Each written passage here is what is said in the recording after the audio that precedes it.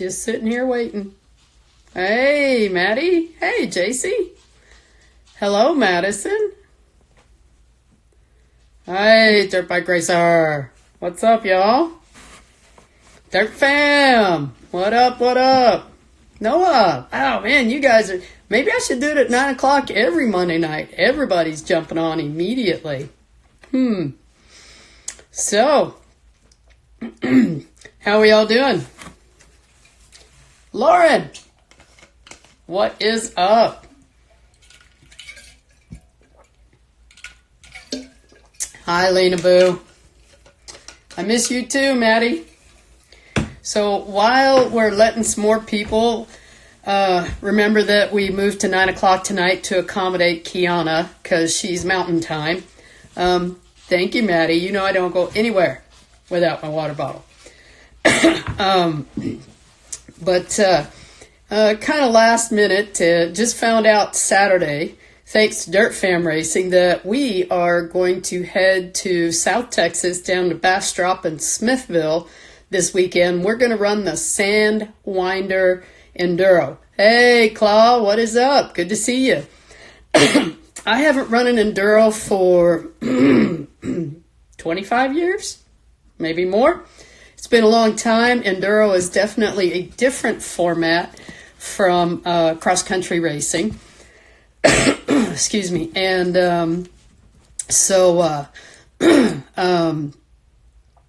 there are test sections where it's a shorter loop and things like that. I don't even know what all is going on as far as what enduros entail nowadays. So we're just going to go. We're going to have fun. We're going to ride and hope we survive. Let me see. We're going to leave Saturday afternoon, I guess around noonish. And we're not even taking the motor home, not taking the dogs. Yeah, Steph, we will see how this turns out. And we're just going to take the truck and the enclosed trailer. We're going to hotel it Saturday night because we don't get to run practice. And it's not really spectator friendly, so I don't even know if we're taking pit vehicles. Probably not, because we're all going to be racing at the same time. The one thing I can tell you to explain to everything, there's my niece from Germany. Hi, Sabrina. Is that instead of each class of riders starting together on the same line, hey, Shan, hang out. You're going to like this, okay? Instead of the whole class starting from the line together, everybody is split up into rows of 5, and every minute another row takes off. This is a competition against the track and the clock. And you are sort of competing against other people who are riding in your class, but it's not a speed race necessarily. It's a lot about being able to ride technically and things like that. Anyway, it'll be fun. The Enduro format has changed drastically since last I raced it, so I'm looking forward to these test sections and stuff like that. And from what I understand, there will be some breaks in between sections that we run, so I will try to pop off some updates. Hey, what's up, Courtney? Try to pop off some video updates on Instagram for you if we have signal and all that kind of stuff. So tonight we moved to 9 o'clock because we're going to be talking with Kiana Clay, who was a 2019 Makeup to Mud athlete. And there is so much more to her than just riding dirt bikes. She snowboards, she skateboards, she does a lot of things. And all without the use of her right arm. I don't know if any of you went and checked out her Instagram bio. I hope you did. Hey, Amber, how are you? And you know what, Claw? That might have been when my last Enduro was in 88. No, it was 85, I think. We rode the Thurber Enduro. Sorry, you know me, I get distracted. The Thurber Enduro was interesting. I rode it with Les Stoltz, who was the owner of oh my gosh, the KTM shop on Lancaster and Fort Worth, or in Fort Worth, it's Lancaster. And anyway, I had just gotten my KTM 125, so he and I rode together, and we called it the White Bike Brigade. We were on rows, I don't know, 4, 5, and 6, something like that. The likes of Dean Lane, Burt Reynolds, Rusty King, all of us who rode out of Les's shop, also known as the Vulture, we all rode that Enduro. And back then, the way the Enduro format was is that you had checkpoints all the way through, and you were supposed to run each section in a certain amount of time. You weren't supposed to go too fast. If you were and you got to the checkpoint too soon, you burned it and you got more points. If you got there late because you went too slow, you got less points. The whole point was to finish the Enduro with the least amount of points accumulated. And so Les was riding with me because I'd moved up to the, upgraded to the 125, and he wanted to ride with me and work with me. So what was really fun about all that was the first couple of checkpoints, the sections leading up to him, Les was leading. And at that point, very few people had the Enduro computers. Mostly it was a roll chart that you just rolled through, and it sat on your crossbar, and it was a plastic container, and you rolled it through. Yeah, fender tags, wristwatches, exactly, Claw. And you'd stop at the checkpoint, and they'd look at when you left, according to your row number, and then they knew about how much time it was for you to get to that section. So Les was leading, showing me lines, and then he pulled over and he let me lead, which was really kind of fun. So we pulled into a checkpoint, and we were hot. Hot means you are way ahead of schedule. You burned it. You went too fast. So the guy checking my scorecard looked down at our row number and looked at me, and then he looked at Les, and he goes, "You need to tell him to slow down." And I was just giggling because I was the one who was leading, so we were running my pace. So running my pace, we burned checkpoints too, so I was kind of proud of myself for that. But I knew the whole format, so I only ran the first loop, which was, 30 or 40 miles. And then Les went out and ran the second loop, which was another 30 or 40 miles. So I took my little card into the scoring tent, and the guy's adding up the points, and I'm like, "Oh, wow, that's a lot of points. Is that good?"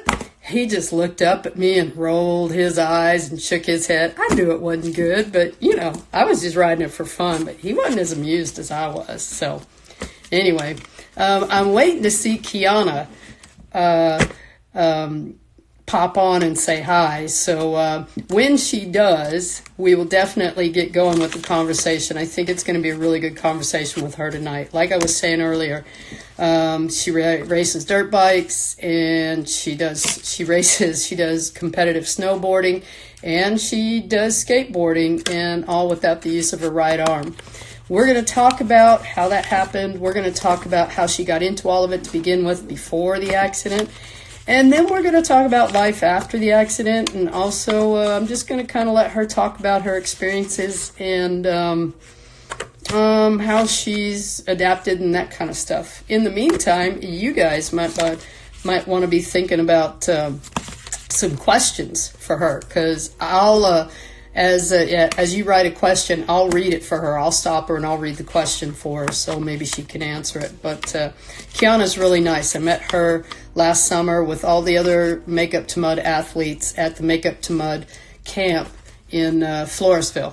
And y'all, if you get a chance to go down to Floresville and race some motocross down there, that track owner, he is a hoot. He's a great guy. He loves dirt bikes. He loves motocross. Hey, Vicky. And he is a huge supporter of all of us being able to ride and race somewhere. And he's, like I said, he's funny. So definitely, if you get a chance to go down there, he works hard. He has 3 tracks that of various levels. Sometimes they have a little bit of an off-road loop as well. So, support our track owners who work so hard to give us a place to ride and race. And y'all, I suck at motocross, but I had fun that weekend, meeting all the athletes and whatnot. Moto Maddie was with me, so was Girl in Pink. Lauren was with me. We may be up too late past the girls who wrench and ride bedtime. Right, Lauren? So, but while we're waiting for Kiana, you guys have any questions for me that you want to ask me? Our regular cross-country season starts the leap weekend, I guess, the last weekend of this month of February. But we're also going to try to ride other events. That's our goal for this year, Dirt Fam Racing. And we are trying to go to different places and ride. Oh, Maddie, I have bad news. No. Oh, JC, you're young. You can handle it. We're not going to be going. I actually have a trip planned to New Orleans that same weekend. And if it's like it was last year, it's also going to be the same weekend of the FCA camp, dirt bike camp up in Oklahoma. So I'll be missing out. I had to pick, and I've already got my hotel reservations, travel arrangements, and tickets for the convention. So not gonna go this year. And yeah, the girls who ride have all given me crap about it, but I'd already done it before any other dates were announced. Sorry. Yes, Shan, Nola. Yep. But anyway, so what do you guys want to know? Y'all never ask me very many questions. Yeah, Maddie, but Courtney's daddy bought a Toyota, didn't he? So you can go with him. He'll get y'all in. No worries. I'm sorry, kiddo. I had to make a choice. It was one of those things, and I've already spent money on it. So please forgive me. And we need to ride together sometime. You said you might be at that first Torn race, so hopefully you will. Anyway, I was going to say, y'all never ask me any questions. Only if I send you messages via Instagram giving you a homework assignment. Oh, I did want to talk about one thing. And Claw, I think this was your question. How am I doing on my winter maintenance? Yeah, that's happening this week. Anyway, Claw's question. Let me answer this before I totally get sidetracked like usual. One of the biggest lessons that I've learned over the years, if you're chasing somebody in your class, no matter what place it's for, if you're right on their butt and the trail splits, don't follow them. Take the other line. Even if you haven't practiced it, a lot of times it's worth taking that line to, you might make the pass, usually. That was a tough one. I learned that in a mud race for racing for first place, my first place at Lake Whitney. And it was gnarly mud.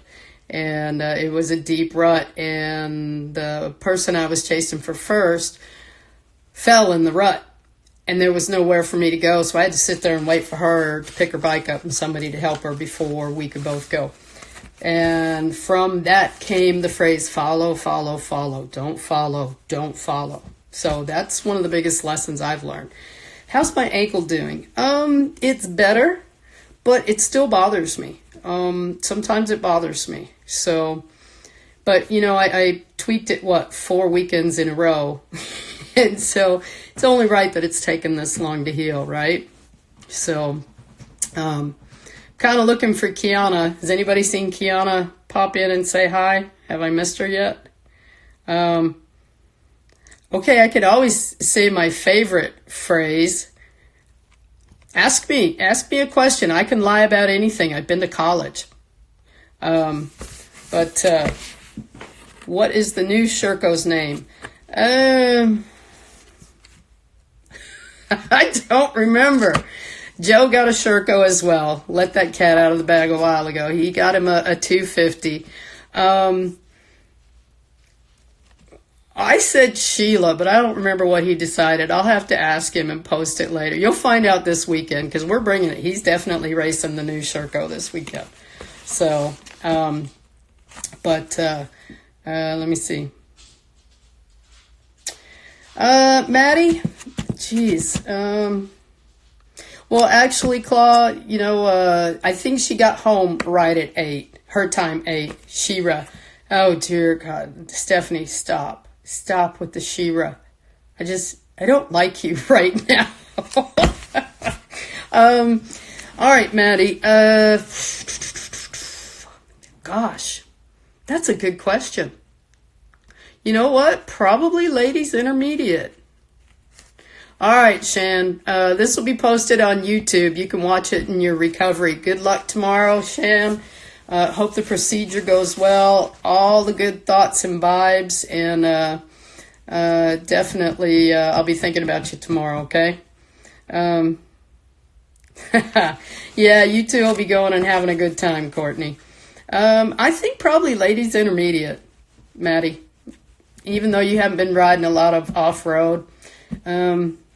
Yeah, I think that'd be a good place for you to ride. You know, if you're only going to ride 1 or 2 races, you can ride ladies intermediate first, and if it's not right for you, then the next race has to move down, or vice versa. My dad wants, well, Maddie, there's a problem with that. You're not over 30. Maddie, you're not even 20. I run the ladies over 30 expert class. I run the old ladies class. You're not old enough for that one. Thank goodness, because I'm tired of getting beat by 16-year-olds all the time. So, anyway, if one of you wants to pop out of the live, if you are following Kiana, pop out and go private message DM Kiana and say, hey, we're waiting for her to come over to the live. Let me see. Claw, are your lap times faster racing with the dudes or chicks? That is a good question. Let's see. No, I haven't raced Ladies Expert for a long time, Maddie. The Ladies X, they're about 30 years or more younger and faster than I am. So, yeah, I don't mess with them. Are my lap times faster? You know what, Claw? Actually, it depends on the track, but usually they're faster with the guys because I know the track so well. Because I race with the women on Saturday and then on Sunday race with the guys.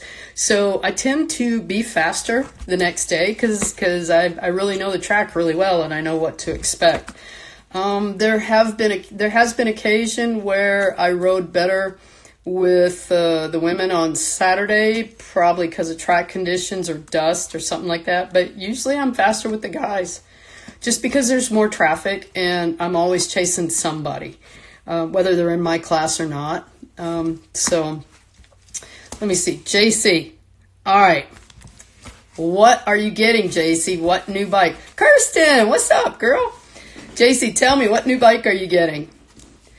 And Kirsten, I know you are riding, you're not riding with the women this year in TCCRA. Aren't you going to a guys intermediate class? Tell me what you're going to ride this year.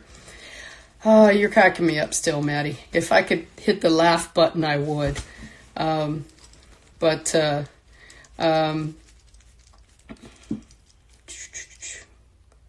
Anyway, it just depends. Sometimes I think I ride better with the guys anyways because I'm more relaxed. Nobody expects me to do anything. So there's no pressure on me. I know that's terrible. I said it, but... my goal whenever I race with the guys is I don't want to be last, and I don't want to make stupid mistakes, especially after riding on Saturday and knowing the track. So that's usually my goal. Every year my goal is also try to trophy at least once, because in Torn we only trophy to 3 on race day. And 3 for the year end too. And that's my goal. Try to trophy once, and I'd like to trophy year end with the guys. When I first started riding with the guys, I was riding with the over 45 amateurs, and my goal was to finish in the top 10 at the end of the season in points. And now my goal has been to finish in the top 5, which I did do that this year. But as we all know, I struggle in the heat in the summer. And that's usually when I have some bad races.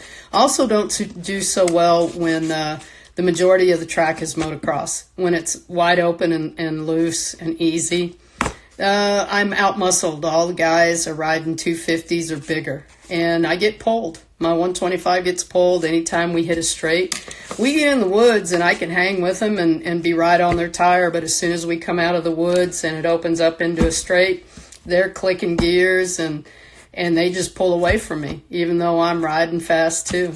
That happens. So one of the things I've decided I'm going to start doing this year is working on my starts again.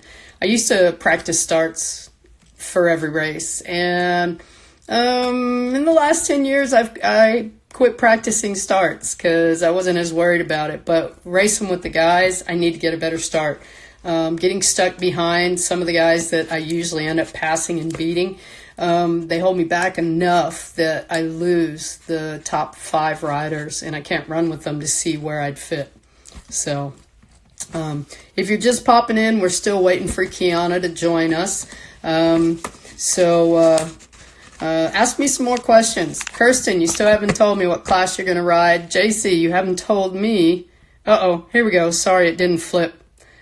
Let me see. Lights intermediate this year. Nice. We will definitely be at one race all weekend. That's the one that the Lamberts are promoting. And I'm sure I'll probably show up and run some practice on Saturday. So maybe you'll turn a lap or two with me. That would be freaking fun. Let's see. You're joining the two-stroke gang. Yes, I knew I loved you, JC. That's awesome. Vicky, yeah, I do ride for fun now. Live to ride another day. That's always my motto, because any day we get to ride is a good day. But I still have some goals. I still want to be competitive, and so I do look at my lap times from Saturday to Sunday the next week once they get posted to see how well I did or didn't do. I still want to ride well. You know, I don't want to look like a spode all the time. Let me see. Two strokes are way better. Yes, they are. Heat in Texas, it's way too hot. Bridgeport seems like it's going to be fun. Gosh, Noah, there's going to be so much going on. I don't know. Pinger, what's up? Kiana, there you are. Okay, Kiana. So, Kiana, what you need to do is pop out, get back out of the live, and when you come back in, you should see a thing that says request to join, or there should be a thing down there somewhere that tells you to request to join the live, and then I'll approve you. Okay? Hi, Kiana. Kirsten, that would be awesome. Definitely want to catch some laps, because I would like to work on some techniques and some things. I also need to grab some laps with Allie Spurgeon if I can ever nail her down to a weekend. But let me see. All right, so Kiana. Ooh, there we go. Yeah, Kiana, you have to send me the request to join the live, and then I tell you yes. So, y'all don't go anywhere. I got questions. Look, I got questions for Kiana. Okay? So, Noah, what class are you going to ride this year?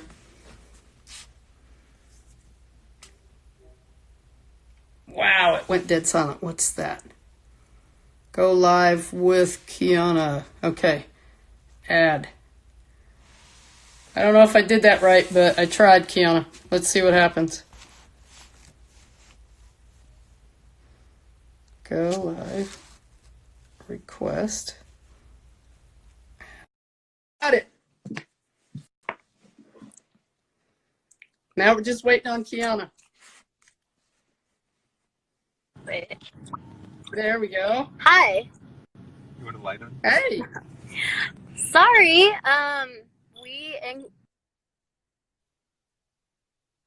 What? Oh, we're buffering. Like it takes me about Give it a second. We're buffering to get home, and it's taking me about like 20 to 30 minutes because the snowstorm is so bad. So. No. Well, you know, that's okay. I'm glad you're safe. Yeah. Apparently, we've got rain here tonight, and supposedly we're going to get below 30, and they're saying it might snow. Oh, so, nice. you know, yeah, Texas weather. Yeah. Hey, is there a way we can get your picture? Yeah. I'm about to actually walk into my apartments where there'll be light. Oh, okay. So I'm in the passenger of my friend's car because my truck can't make it in the snow. Okay. So yeah, but yeah, you'll be able to see me in like just a minute. Yeah. Okay. Well, no worries. We've just been catching up on I'm going to ride an enduro this weekend and things like that. And I know Stephanie asked me what my goals are for this season. Oh, awesome. Stephanie, my goals for this season, really, I want to try to get a trophy with the guys. I want to finish better than top 5 with the guys. I gotta run out there. And a lot is going to depend on who all runs the ladies over 30 expert class. We'll see what happens. If we don't have a good turnout for that class, I'll go run the over 45 amateurs. I've got a number reserved there too, because they run on Saturday. So I'll still get to run Saturday and Sunday. So everybody who is joining, thanks for popping in. I know you want to hear and see Kiana. My name's LJ, and just so you guys know, Kiana and I met this last summer at the Make Up to Mud dirt bike camp that was here in Texas. And so I've been racing this is 38 years now. I'm strictly off-road. I'm not very good at motocross. You guys can make fun of me because I don't jump very well. It's all good.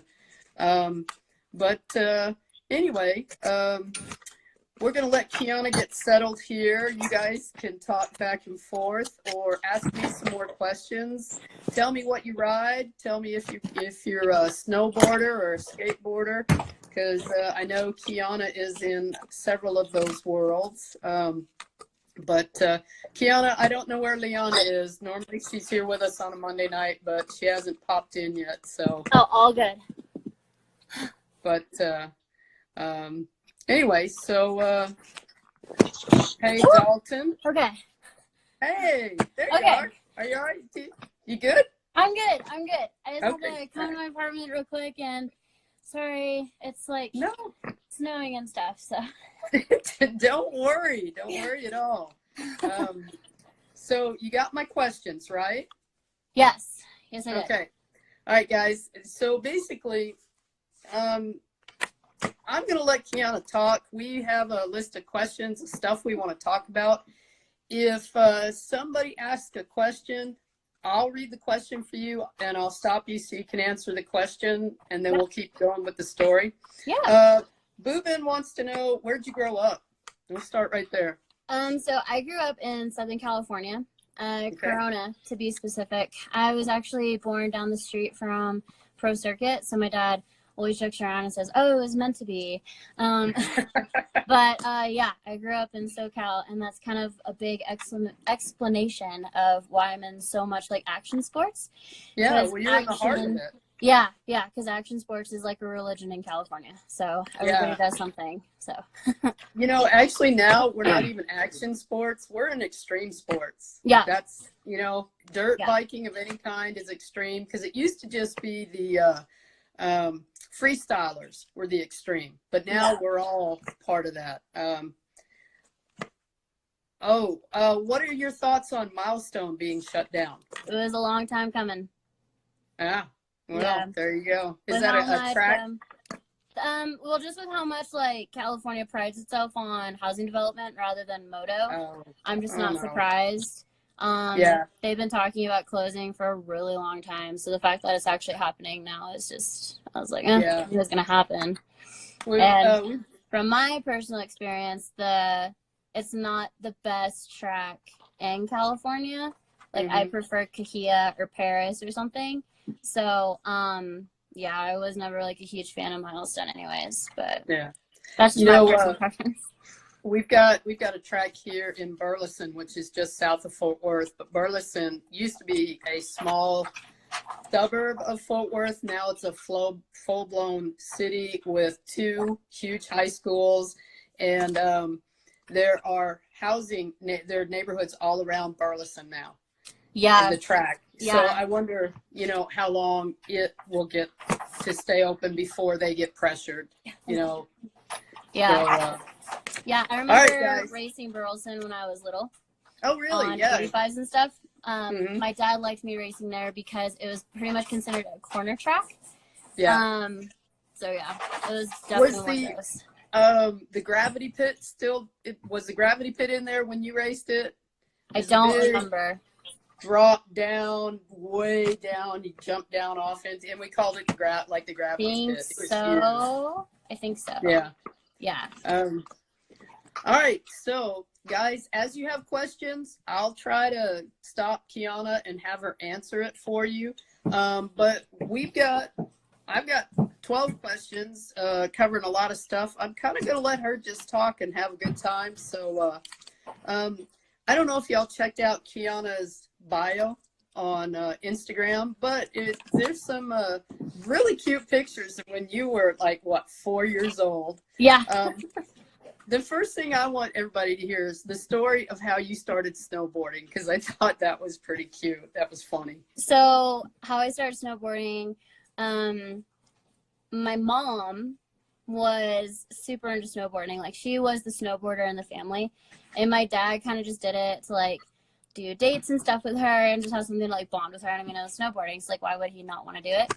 And my mom went to a store and she had me, and she was like, oh wow, these little like snowboards look so cute. I just want to buy snowboard gear for Kiana and just see how cute she looks in it. And so she took me to Big Bear with her and her friends and like my dad and everything, and we went on the mountain, and I strapped in and like I stayed on the bunny slope the whole day, and my parents couldn't get me off of the slope. Like, I was just so hooked on it. And then my mom was like, oh, so she looks really cute and she likes the sport. This is good. But I got into it because my mom wanted me to see what I looked like in snowboarding gear, and she thought that I'd look really cute. So yeah, that's why we all start a sport, right? Because mom wants us to look cute. Yeah, there you go. Yeah, exactly. I love it. So you were what, 4? 3 or 4? Yes, I was 4.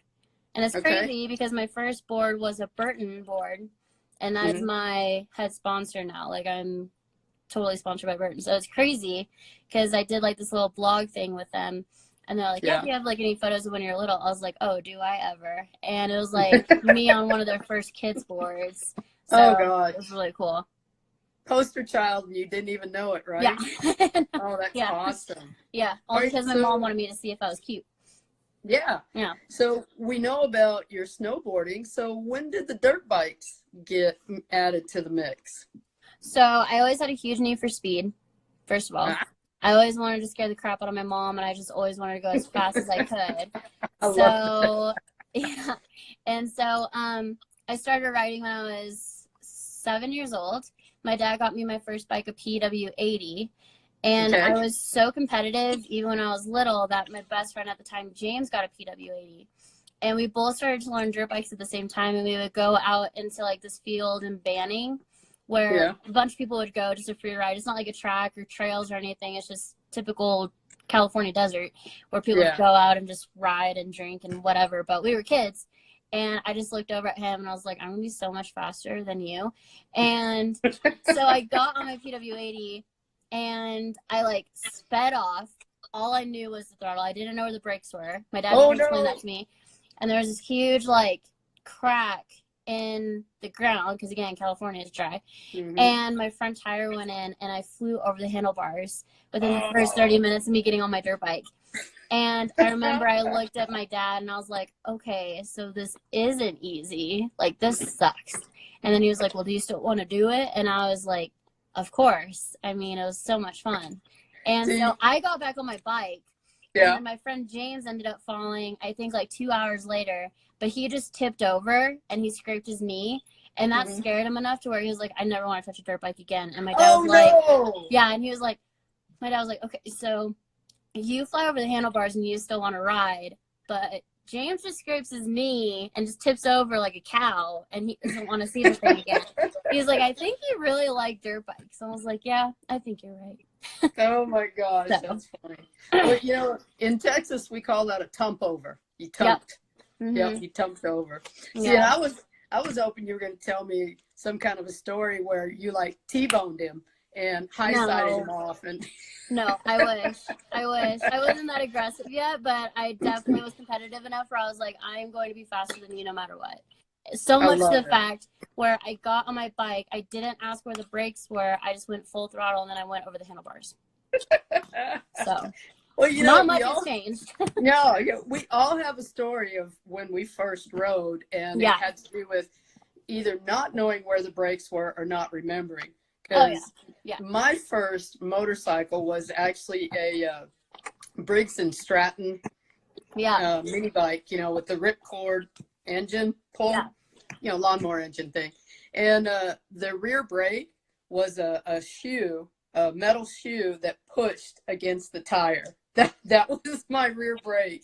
And so they turned me loose in the driveway. I took off, got a handful of throttle, went straight into the garage and hit a wheelbarrow in the back of a Camaro. Oh my gosh. So, you know, I think we all have a story like that. Yeah. But, all right. So, do you have a preference? Which do you like one over the other? Because I know you skate too. You're a skateboarder, right? Yeah, I'm more of a surfer though. I surf more than I skate. I forgot to mention the surfing. Yeah. Yeah, I surf more than I skate, but I get this. I think this is probably one of the most common questions people ask me all the time, like, which one do you like the most? And honestly, it's so hard to decide because each sport gives me something that the other one doesn't offer. And I think that's why I do all of them, because they all give me a different type of adrenaline, a different type of drive, a different type of happiness. So like for motocross, I will straight up say that motocross is my passion. Like, I will die for that sport, and I literally almost died. And so, but all the other sports, I love doing them, but it's not a passion. It's more of just, I have a drive to do them because they fulfill different parts of me that make me me. So, that's why I'm so involved in like 4 or 5 extreme sports. And I'm even now trying to get into Monster Jam, and they're looking at me to be the new Monster Jam driver for 2021. So fingers crossed. There we go. I would love to do Monster Jam because there's never been an adopted female to ever do Monster Jam. So I think it'd be awesome to, you know, continue to be the voice for women, but also be the voice for like people with disabilities and even not disabilities, just to show like, no matter what circumstances you have, it's all about what you're made out of. And you can do anything that you really set your mind to. So I think that'd be really cool. And I've also kind of like thrown the idea to Feld, like, what if it's like a red and black truck and it's called the Paralyzer? Like, that would just be so sweet. So I love it. That's awesome. So fingers crossed that works out. Still, things are like being worked out and stuff, and seeing how things would work in the truck because I do have one arm. But that's just something that's like really cool that like to even think about. But you know, mechanics and fabricators and everything has come so far as man, what they can do to you know, switch things up, even switching up the controls for you on your dirt bike, which we're going to get to. Because you know, my husband Joe, he was just, I don't know if you remember talking to him last summer, but he was all curious about your bike and how the throttle and all of that. You know, he's a motorhead. So, but no, I think that's awesome. You know, it's the thing that for me right now, because I started racing when I was 17. And I had just graduated high school. I was going into college, and I was very lucky because my folks carried all my stuff to each race because I was going to school in West Texas. And most of our races were around Dallas, Fort Worth, north, south, and east of it. So I met my parents at a race every 2 weeks driving from Abilene. And I was lucky that way. But, you know, now we see Crystal Loves Moto and Meg's Brap and, you know, Jordan Jarvis and everybody, the women and even the girls who are riding the Supercross Futures and all that stuff, the opportunities that you youngsters are all getting to do. I'm jealous of, but I think it's so freaking awesome because when I started racing, I had to deal with people calling me powder puff. But then, you know, I'd beat a guy and I'd get done, and then I'd watch his dad freaking yell at him and berate him and point at me, you just got beat by a girl, you know, and stuff like that. I'll let you know that whenever I raced when I was little, like whenever I first started getting into racing, like between being the age of 7 and up until my wreck, actually, I got the same exact thing. I remember riding at, I don't know if you remember, in Texas, I-35 MX. Oh, yeah. Yeah. I remember I was racing there a few times in North Texas Motocross Park, and I went into a corner, and a guy came in on like a bike that was bigger than mine. I think he was on like a 125 because I was on an 85. And he came up to me and he T-boned me. And he said, get back to playing with your dolls. And I looked at him and I was like, hell no. And so I got on my, back on my bike, and then I was able to catch up to him because he was like a C rider. And, sorry, I'm not that kind of person, I promise, but I'm just calling it how I saw it. He was like a C rider. I caught up to him so fast, and I was like, and then I pinned him in a corner. I didn't T-bone him. I didn't make him fall, but I just pinned him in a corner, and I roosted it. And whenever we were done, I went back to the pits, and I was like, why don't you go back and play with your dolls? Because obviously you don't know how to ride. And then his dad looked at him, and he was like, dude, you just got beat and roasted by a girl. He was like, let's just sell all of your stuff now. You're done. And he like just hung his head and like walked away. But no, I got that all the time, especially at races, because I did really well on my like in 85s and before my wreck and everything, where dads would say that to me all the time. And they would always go back to their sons and be like, you just got beat by a girl. You just embarrassed me. And, you know, cuss words flying and everything. But yeah. And you know, that's the thing. Taylor, do you know who Taylor Jones is? Sounds very familiar. GNCC, she's the number one woman rider, and she was part of Team Australia, ISDE. Yeah. Anyway, Taylor is friends with Allie Spurgeon, who I've known since she was like, you know, Allie? Yep. But all right, so Taylor was here in Texas, and I get a text from Allie, and she says, hey, you at such and such race? I go, yeah. She said, Taylor's on the way. I said, okay, tell her to park with us, right? So on Saturday, Taylor runs the Sportsman X, blows them all away. Yeah. On Sunday, she rides our pro class, blows them all away. I mean, just really. And the cool thing is that now, I mean, I don't know behind closed doors what most of the guys' response was, but I was around when a lot of guys came up and said, oh my God, you're amazing. You know, and it's nice to see that that is finally shifting, where people can, instead of going, oh, you got beat by a girl, it's, dude, she whipped everybody. She's awesome. You know, she rides that well. And that's, I'm so excited for the opportunities, like for you to drive a Monster Jam truck. Yeah. And, you know, all of those things, those doors are being open. Yeah. That, you know, people like me, if we tried to squeak through the door, we caught a lot of crap, you know, and things like that. But so you've mentioned it a couple of times. Let's go ahead and get this one out of the way. Let's talk about your accident. Okay. You talk about it, and we'll go from there. Yeah. So, so my whole plan was to go pro when I was 16, like, you know, every racer's dream. And there was a huge race at Freestone, and it was right before the Women's Cup.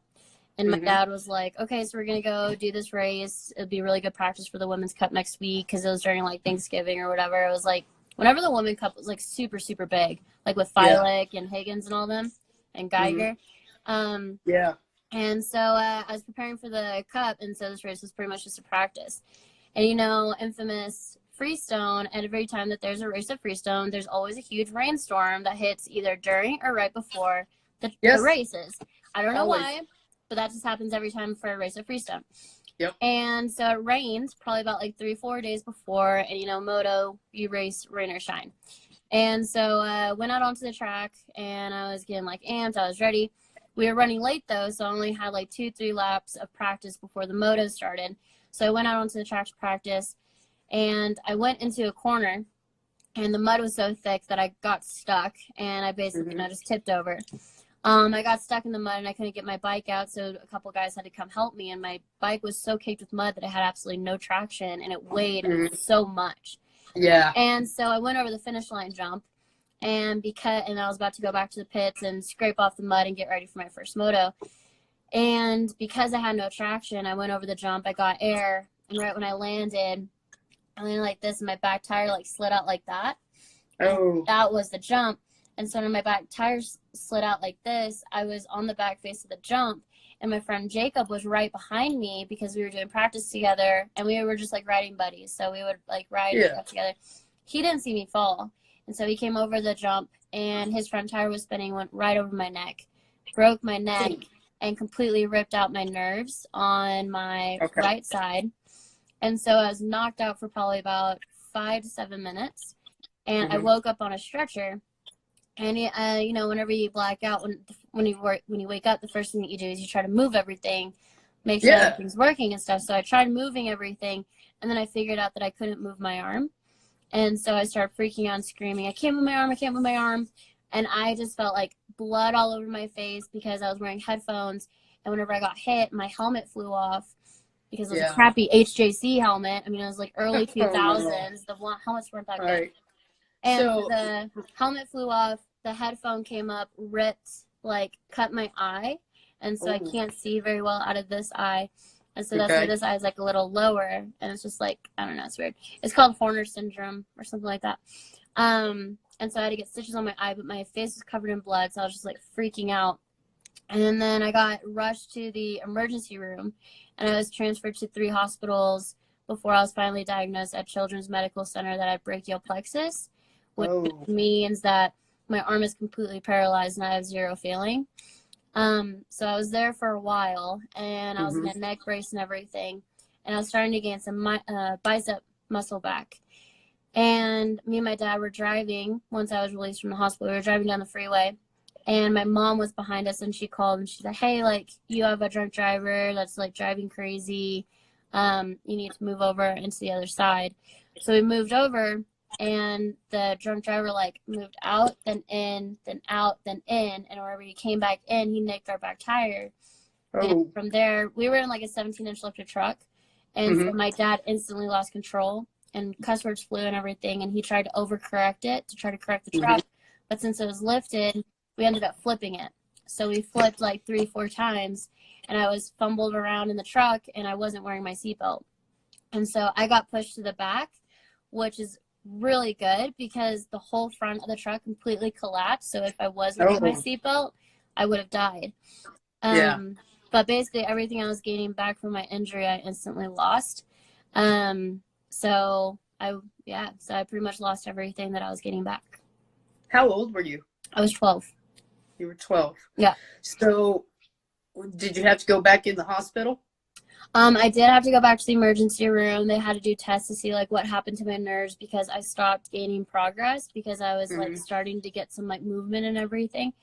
So I did have to go back, but like miraculously there was nothing else that happened, which is crazy because my dad ended up like breaking 3 ribs and had a concussion while I just messed up my nerves a little bit more, which I mean sucks, but like I'm just happy that nothing else was seriously damaged. Like I didn't die because it was a really bad car wreck. Wow. And that happened how long after the wreck at Freestone? About, I want to say like 3-4 months after, a few months after. Wow. Dang. Yeah. So let's talk about the whole family for a second. Do you have any siblings? I do have a little sister. Okay. How old is she? My mom was pregnant with her during all of this. Okay, so she's quite a bit younger. Yeah, we're literally half the age. So she's 13. Okay. So and I'm 25. I mean, the wreck at Freestone was hard enough on your family. Then you throw in this car wreck, man. Yeah. How'd you guys get through that? First of all, just as a family, how did you? I mean, that had to be hard. You know, I was so little and I was on so many medications at the time that I honestly can't answer that. I just remember little bits and pieces, and like my mom being upset that my dad got me into racing in the first place, which is like, a very like understandable feeling for a mom and a wife, because she didn't like me racing from the very beginning. And then my dad would cry a lot in the hospital. But I was so young, and I was on so many medications, and I was so like dazed and just like numb, I guess you would say, like emotionally and mentally. Like I was just so numb that I didn't really understand a whole lot that was going on. But for the most part, like the whole environment, my parents were trying to be as supportive to me as possible. But like whenever I talk to them sometimes about it, like, hey, like how did it feel for you guys? It was super hard on my parents. Like my mom, I guess, went to church like a few times and would like sit in the pew whenever no one was there, and she would just cry and scream and just be like, why are you letting this happen to my daughter? And my dad felt super guilty. So there was a lot of things that I didn't see. I thought my parents were just being super supportive and just trying to be happy and be like, you know, things are going to happen for a reason and blah, blah, blah. But really, like, my parents struggled a lot. Sure. Yeah. And they didn't want me, like, seeing a dirt bike again or being around a dirt bike again. And honestly, for, like, the first month, I wanted nothing to do with dirt bikes ever again. I hated them. Just because all the severe amount of pain, and I lost a lot of friends, and it was a lot. So. Well, and you're probably isolated. You're at the hospital, and then when you get home, there's still a lot of recovery process that has to occur, once you finally get out of the hospital. And so, definitely. I'm sure. And especially being 12 and then 13, that's the hardest time in a girl's life, to not be able to be with friends and all that. So, because you go through like those natural changes with it, and then you're trying to figure out like, who are you, and trying to figure out like who you are as a woman and what's your identity. And like my whole identity growing up was racing, was motocross. And so going into middle school and high school, I was like, okay, what do I do that's going to fulfill me the way motocross did? So I tried out for absolutely everything. I was in tennis, soccer, choir, cross country. I don't know why I did that, but I did it. Because you could. I did absolutely everything just to try to find something where I felt like I fit in, where I belonged, and fulfilled me, and none of it did it. And none of it did it. Because I was trying to find my identity. I didn't know what it was anymore. Well, I'd also venture now, looking back at it, you're a bit of an adrenaline junkie too. So 100%. Tennis isn't going to give you that much adrenaline. No, not at all. So, were you right-handed? Were you right-handed before? That's okay. I was right-handed before, so I had to teach myself how to write again. So I told my mom while I was in the hospital, she could go to Barnes & Noble, because at the time they had, brick and mortar stores, so she was able to go there. Amazon wasn't a thing then. So she went to the bookstore, and I asked her to get me those books that like second and third graders, used to trace over the letters and stuff. So I spent so much time at the hospital that I literally just sat and just retaught myself how to write. Which took a really long time. Took like 6 months. And I'll never forget this, but one of my friends at the time, whenever I was able to go back to school, I wasn't able to write my homework or able to write anything. And so one day she just looked at me, she's like, I shouldn't have to do this for you. This is stupid. You need to learn how to write. And I was like, tough love. I was like, okay. I mean, she used other words. I'm just not going to say it on here. But honestly, like, that really hit me and really made me, like, who I am today. Like, it sucked in the moment, but, like, but now I'm just, like, I'm thankful that she said that, because it's made me to where I might be disabled, but I never ask anybody for help unless if I actually really genuinely need it. Like, I'll always figure out a way to do it myself, even if it requires, like, me using my teeth or using my feet or using something really out of the ordinary. So it's made me, like, a lot more adaptive. So I'm thankful for it. But, like, at the time, I just looked at her. I was like, are you freaking kidding me? Like, I just lost my arm, and you're not going to help me write this. Like, okay, you're not a friend. So Yeah, at the time it sucked, but looking back at it, like, I grew so much from it, and it really made me who I am today. So yeah, I saw the video of you playing Guitar Hero. yes, yeah, That was cool. played it with That my was feet. cool. 100%. Hey, whatever works, you know. Yep.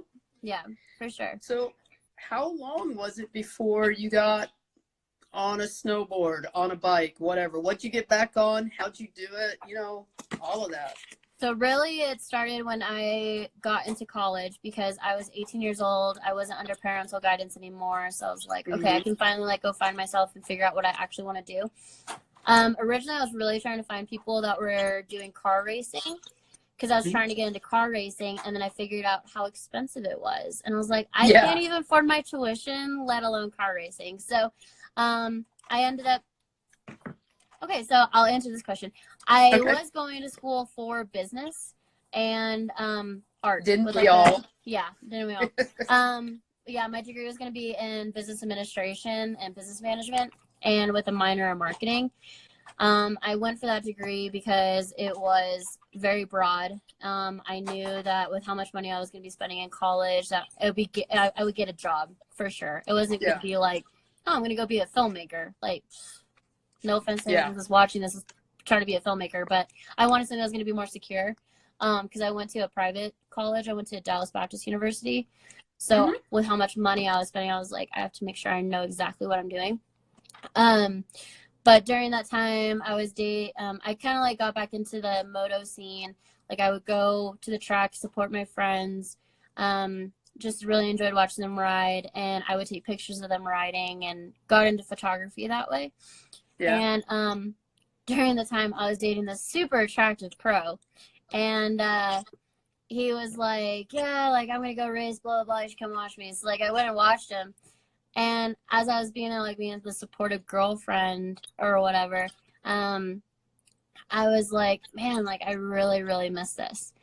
And I would just smell the race fumes. I'm like, I was like, I gotta get back into it so bad. And so my friend Connor had a pit bike.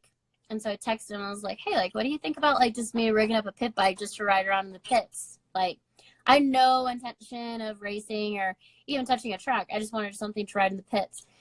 And so I was like, yeah, sure, I'll bring it to the track this weekend and we'll find you some gear. So I ended up reaching out to a few people that I knew at the track. I was like, hey, like, I need some gear, like, nothing fancy. I'm just going to ride around the pits, but it'd be cool if you could let me use some. So got on a pit bike.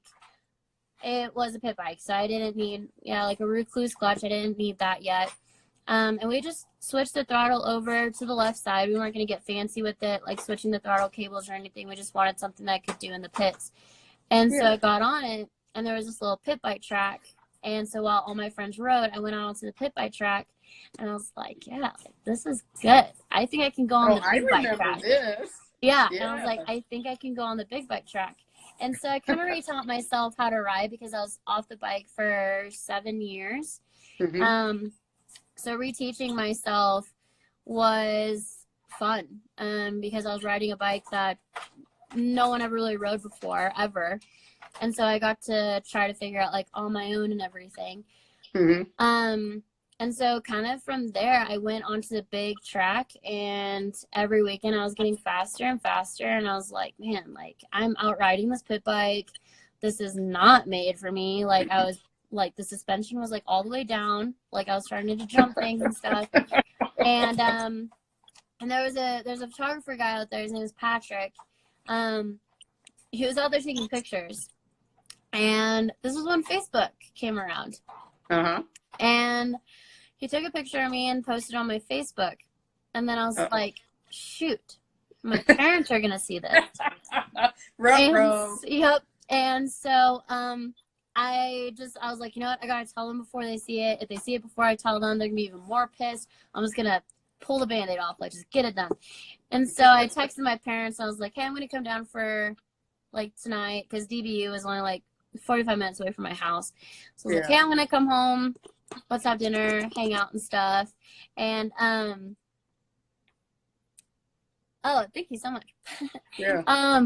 And so I texted my parents. I was like, hey, let's have dinner. also, I kind of need to talk to you about something. And it was funny because, like, this whole time my dad was like, you better not be engaged. You better not be pregnant. You better not be dropping out of college. He didn't know it was going to be me saying, oh, yeah, I'm back riding a dirt bike. My dad literally was like, yeah, my dad